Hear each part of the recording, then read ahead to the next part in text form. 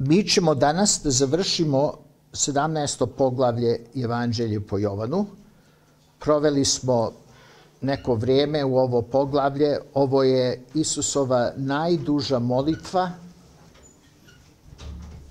Ovo je duboka molitva.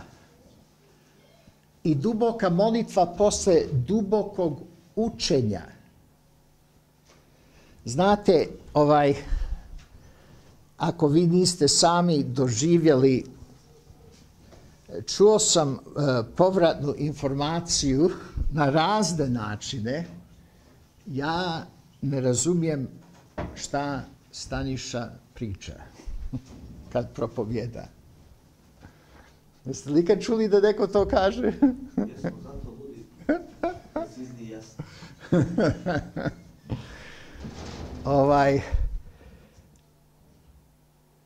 Evo, čuli ste. Sad, kad kažemo to, postoji dvije moguće strane i više i kombinacije. Postoji mogućnost da je Staniša zamaglio stvari, to je moguće. Postoji mogućnost da je Staniša rekao to relativno u redu, ali ja nisam razumio. Hvala. Sad, kad mi ne razumijemo, postoji više mogućnosti zašto ne razumijemo. Jedna stvar je da nismo zaista prišli Bogu. Jer ako smo u Bogu, Sveti Duh, ne odjednom, ali vremenom pomaže nam da razumijemo.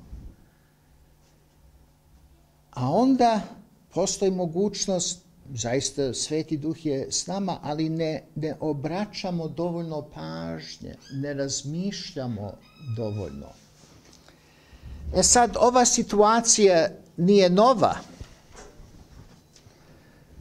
Učenici Gospoda Isusa, oni koji bi bili apostoli, kako je bilo njihovo razumijevanje kad im je Isus govorio? Često nisu razumjeli.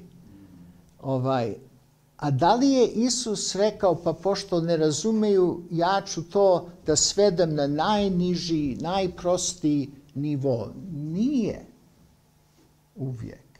Često nije. Neki put jeste, ali često je držao na jednom nivou, znajući da će vremenom da razumije. I onda je vrlo interesantno u Evanđelju po Jovanu na nekoliko mjesta čujemo analizu, to nisu razumjeli, ali kad je Isus vaskrsnuo, razumjeli su. I onda kad je Sveti Duh, razumjeli su.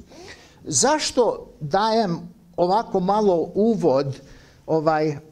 S jedne strane, ovo što sam rekao važi za svaki tekst, ali naročito važi na jedan način za ovo 17. poglavlje. Nema niko ovdje, kao i ja, da može da vam apsolutno objasni sve što je u ovo poglavlje. Nema niko ovdje, kao i ja, da može da kaže ja sve apsolutno bez ikakvog znaka pitanja razumijem sve ovo što je Isus rekao u ovo 17. poglavlje. Ali Isus nam je dao ovu molitvu. Isus se molio na glas da njegovi učenici tada, pa i mi danas, čujemo. I onda da uzmemo jedan korak nazad, kad god nešto ne razumijete, razgovarajte, pitajte mene, pitajte druge. A u ovaj tekst moramo da se molimo zajednički da bi sve više razumjeli i da znamo da ovo je duboko gradivo, ali Isus želi da razumijemo ovo. I onda nemojte kriviti mene jutros, a nemojte ni kriviti Boga, nego kaži Bože, imaš visoko zvanje za nas i ti ćeš nam pomoći u ovome. Naš pristup će da bude malo drugčiji od običnog. I vidim da Anđela ima Sveto pismo i pored toga što ćemo imati ovaj tekst na ekranu, zaista bi vas ohrabrio da imate Sveto pismo, da možete zaokružujete, da crtate i tako dalje. Mi završavamo ovo poglavlje danas. Proveli smo više propovjedi, završavamo i naš pristup jutros će da bude drugčiji nego što je uobičajeno. Jer ćemo da pročitamo čitav pasus i tok ovog pasusa je Isus počinje molitvu sa obraćenjem Ocu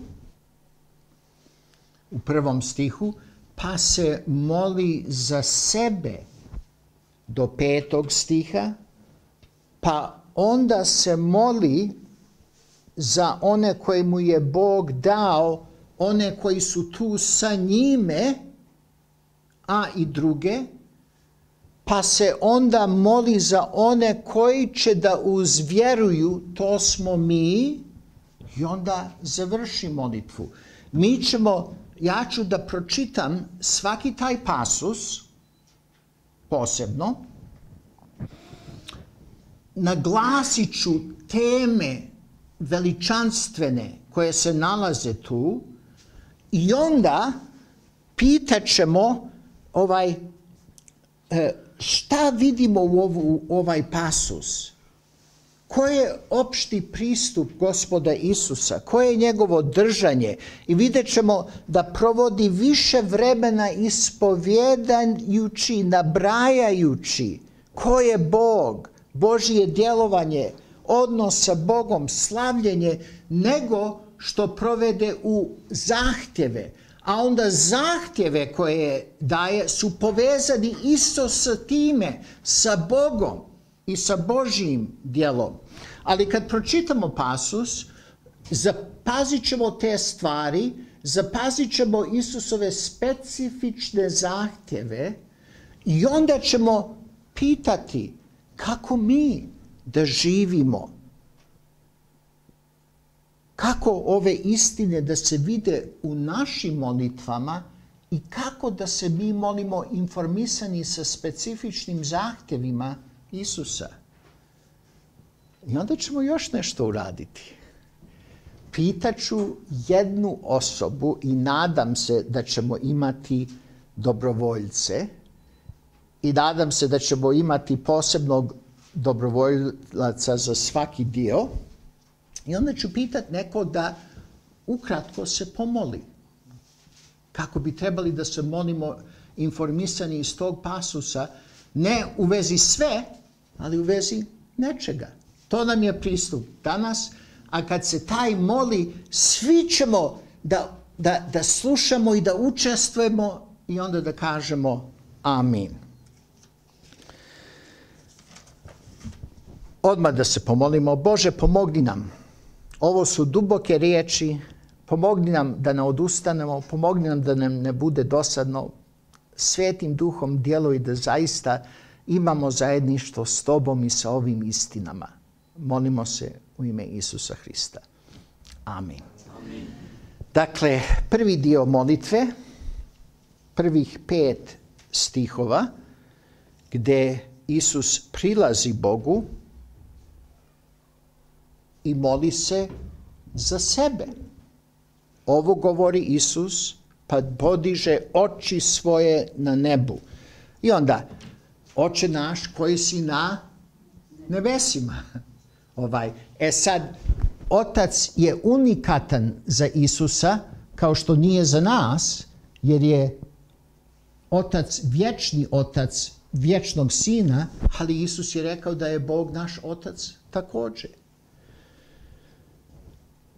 Oče, dođe čas U Evanđelju po Jovanu, i kad sam razgovarao sa Nenadom, zapazili smo ovo u Evanđelje po Jovanu, velika tema je čas Isusov, što znači njegov čitav zadatak koji se okonča na krstu, razapeće i vaskrsenje. I u jedan deo Evanđelja po Jovanu kaže čas nije došao, a sad kaže dođe čas, čas našeg spasenja. Proslavi sina svojega. Eto ga zahtjev.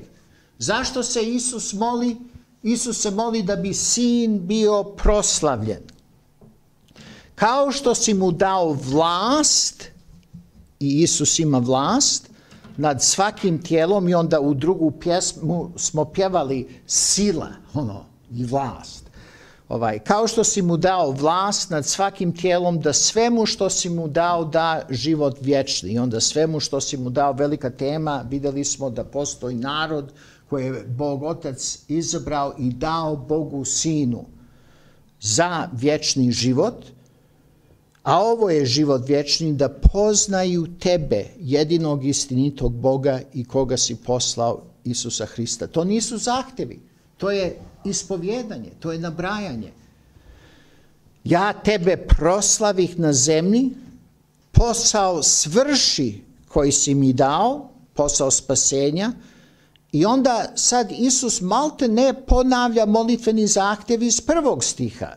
U 1. stih je rekao proslavi sina svojega, i sad se opet moli u 5. stih. I sad proslavi ti mene, Oče, u tebe samoga, slavom koju imadoh u tebe, prije nego što svijet postade. I u Isusovu svijest je duboka istina trojstva.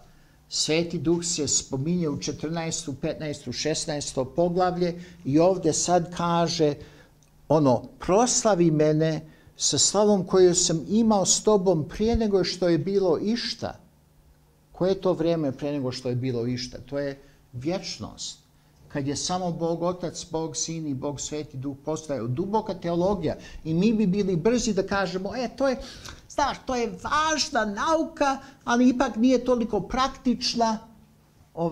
Ali ne, Isus bira riječi i bira baš u posljednjim riječima da pokaže svijest toga. Znači, to je Isusova molitva za sebe. I onda, šta za nas? Mi trebamo da budemo ohrabreni da se Isus moli. Mi trebamo biti ohrabreni da Bog jeste naš Otac. Mi trebamo biti srećni da je Isus završio svoj čas, da je završio posao koji mu je Bog dao. Mi trebamo da budemo srećni i da ispovjedamo i da zajedno mislimo da mi zajedno pripadamo Isusu. Mi trebamo da poznajemo Boga istinitog i da živimo u vječni život. Jer vječni život nije samo kvantitet, nego je kvalitet najboljeg života. Trebamo da poznajemo Boga, trojedinog, vječnog, koji postoji iz vječnosti, čiji su izlasci iz vječnosti, kao što smo čitali iz Miheje. I onda, kako mi da se molimo ispovjedajući sve to, ali kako da se molimo imajući u obzir da se Isus molio da on bude proslavljen? Da li mi da se molimo, Bože, slavi mene, da svi gledaju na mene? Ne, nego trebamo da se molimo, Bože, slavi Isusa, da svi gledaju na Isusa, a u isto vrijeme ima istina da Isus također proslavlja se u nama i da Isus kasnije kaže slavu koju si meni dao, ja dajem njima. Ali to je Božja slava i onda da u nama ljudi vide Božju slavu.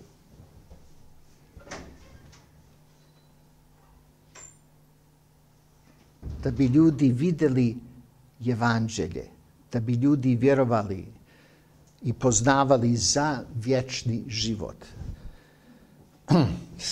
To je taj prvi dio. Onda ulazimo u jedan prelaz od 6. do 8. stiha, gdje Isus prelazi da se moli za one koji su bili sa njime, ali ne samo za njih, nego za one koje mu je Bog dao.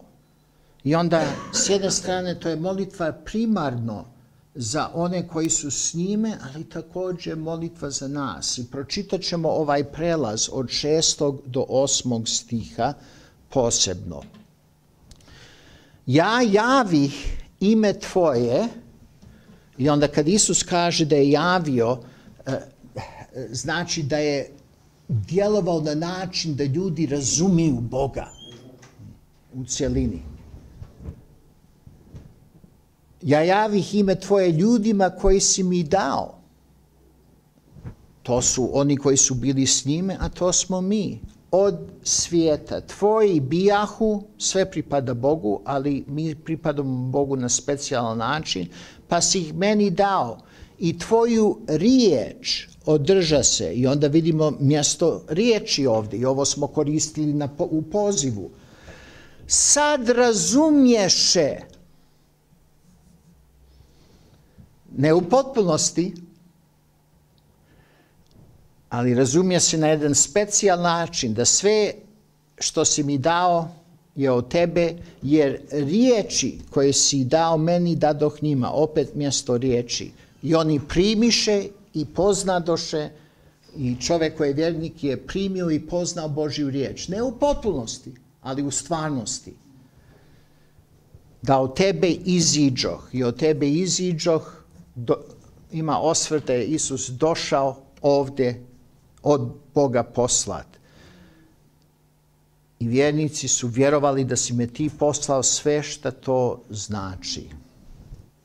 I onda, ovdje nema zahtjev, ali ima ispovjedanje.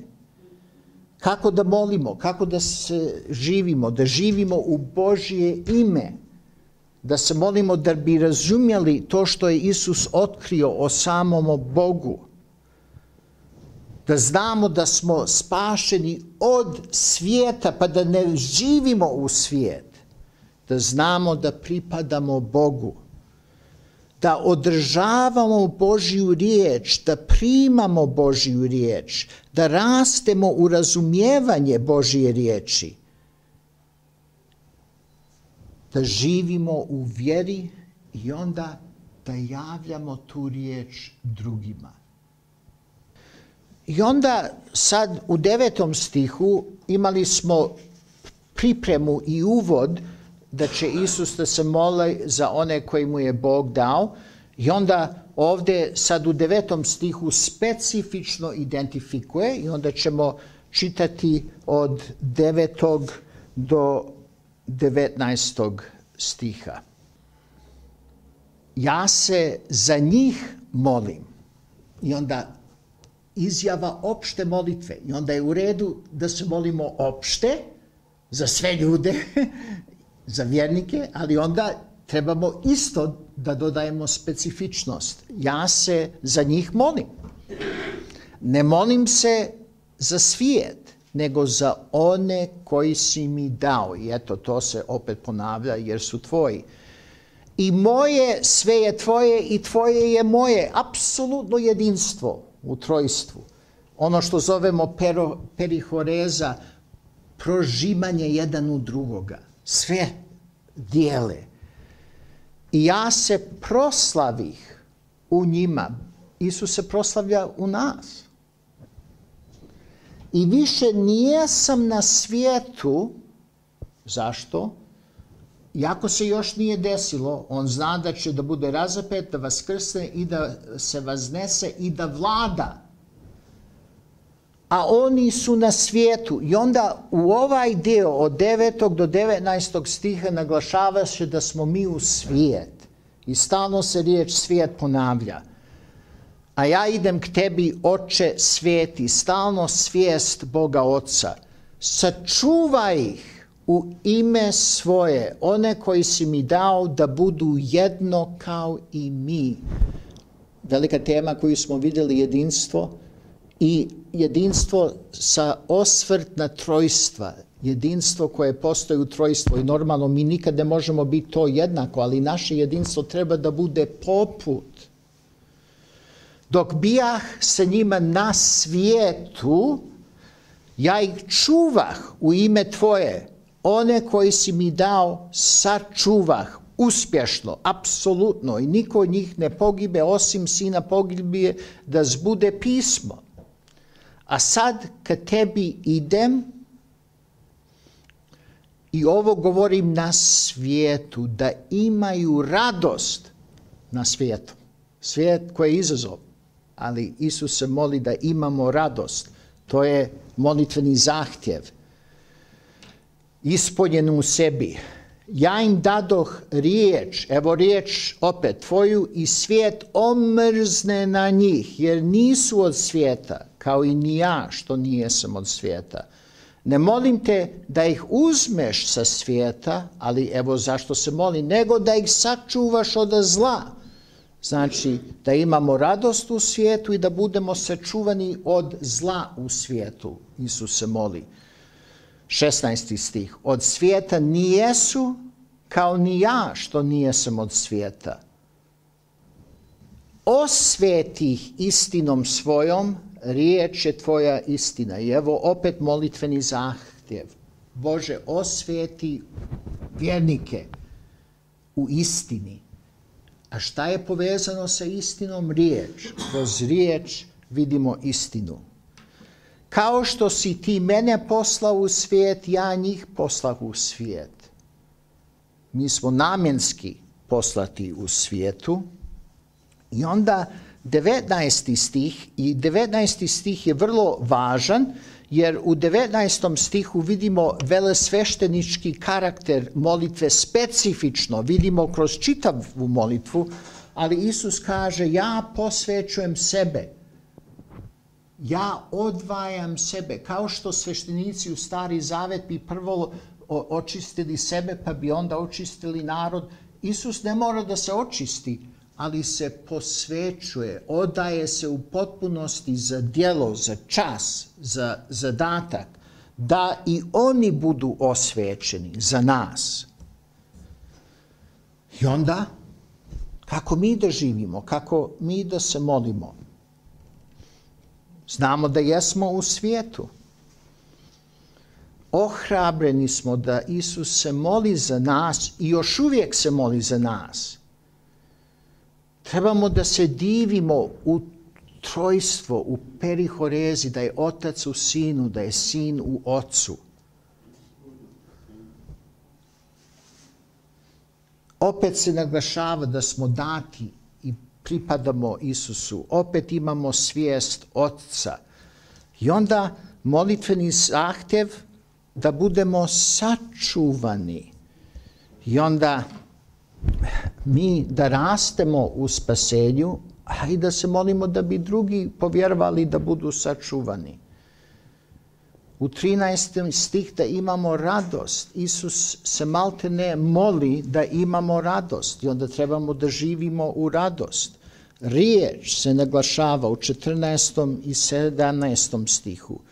Isus se moli da bi mi bili sačuvani od zla u sred svijeta i ne uvedi nas u iskušenje, no izbavi nas od zla ili zlobog. Trebamo da živimo odvojeni od svijeta. Trebamo da uvažavamo Božju riječ. Trebamo da rastemo u posvećenje u istini. I onda Isus se molio da osvećuje sebe da bi oni bili osvećeni. I onda mi trebamo da rastemo u posvećenju A trebamo i sebe da posvetimo, da izvršavamo službu koju nam Bog daje. Opštu službu i specijalnu službu. I Bog je vas sve pozvao da budete sveštenici i da vršite službu za njega. Dodao bi jednu važnu istinu. Rekli smo da je stalno trojstvo u vidu i rekli smo da se Sveti Duh naročito spominje od 14. do 16. poglavlja i ovde se Sveti Duh podrazumijeva, ne spominje se, ali svaka molitva za vjernike se ostvaruje kroz Svetog Duha. I onda imajte to u vidu. Kad se moli sačuvaj, Sveti Duh djeluje da budemo sačuvani. Kad se moli da budemo jedno, Sveti Duh nas povezuje. Kad se moli da ima radost, Sveti Duh nam daje radost. Kad se moli da budemo sačuvani od zla, Sveti Duh nam prosvetljuje Božju riječ i daje nam da vidimo iskušenja. Osvetih istinom riječ, Sveti Duh nam to pokazuje. Sad ulazimo u maltene predposlednji dio, molitva za one koji će da uzvjeruju. I to smo mi. Ne molim pak samo za njih, nego i za one koji me uzvjeruju njihove riječi radi. I onda opet vidimo važnost riječi i oni koji će da uzvjeruju su također oni koji su dati Isusu. I onda jedinstvo se ponavlja 3 puta u sljedeće stihove, u sljedeća 3 stiha, da svi jedno budu. To je Isusova molitva. Kao ti, Oče, što si u meni i ja u tebi. Perihoreza, složena riječ, ali dobra riječ. Da prožimanje u trojstvu, da je Otac u Sinu, da je Sin u Svetom Duhu, da je Sveti Duh u Sinu. I to je naglašeno nama. Da i oni u nama jedno budu, 21. stih, i onda imamo evanđelističko, da i svijet vjeruje. Znači, već imamo evanđelističko u 20. stih, oni koji uzvjeruju, a sad specifično, da i svijet vjeruje da si me poslao. I slavu koju si mi dao, ja dadoh njima. To je nešto što ne možemo da razumijemo, ali Bog djeluje u nama i ima Božja slava u nama. Da budu jedno, opet, kao i mi što smo jedno, i onda 23. stih i perihoreza, i prožimanje, i jedinstvo, ja u njima i ti u meni. Da budu sasvim jedno i onda opet evanđelistički, da pozna svijet, da si me ti poslao i da si imao ljubav. I onda velika tema ljubavi. Bog Otac je imao ljubav k njima kao i k meni. To je nedokučljivo. Ali trebamo da živimo u Božju ljubav. Oče, evo zahtjev, hoću da i oni koji si mi dao budu sa mnom gdje sam ja. I onda to je eshatološko, konačno na kraj kad smo mi sa Isusom, ali Isus je sa nama Svetim Duhom i Isus jeste među crkvama. Da vide slavu moju, opet Božja slava, koju si mi dao jer si imao ljubav k meni prije postajanja svijeta. I onda opet produbljujemo u vječnosti. I onda da mi živimo, ispovjedamo, da se vidi u našim molitvama Sveti Duh. Da budemo u Božju riječ. I onda da dajemo Božju riječ i za one koji će da uzvjeruju njihove riječi radi. Da se divimo u trojstvo.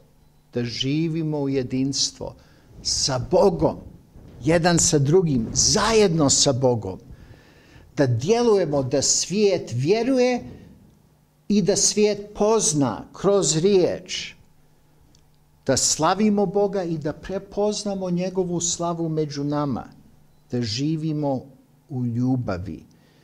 Da živimo sa Isusom i da čeznemo za onaj dan kad ćemo još više biti s njime. I onda završavamo. Posljednja 2 stiha su na neki način jedan rezime, jedan završetak. Oče, opet stalno svijest Boga kroz čitavu molitvu. Pravedni, svijet tebe ne pozna, ja te poznah i ovi poznaše da si me ti poslao. Pravo hrišćanstvo je pravo poznavanje Boga. I pokazah ime tvoje, i kad nam Isus pokazao ime, nije samo da nam nešto izgovori, nego nas povezuje. Sveti Duh daje nam razumijevanje, ulazimo u ime. I pokazat ću, pokazao nam je i pokazat ću. I danas nam još uvijek pokazuje Boga. Kroz riječ, kroz Svetog Duha. I onda posljednji molitveni zahtjev, da ljubav koju si mene ljubio u njima bude. I ja u njima. I onda posljednji zahtjev je za ljubav. Čitava propovjed laka o tome, ali nećemo. I da Isus bude u nama. Isus jeste u nama, ali da mi to doživljavamo sve više i više. Da stalno imamo Boga, da rastemo u poznavanju, da rastemo da je Isus posla, da živimo u ime, da živimo u zajedništvo s Bogom Isusom, da živimo u ljubavi.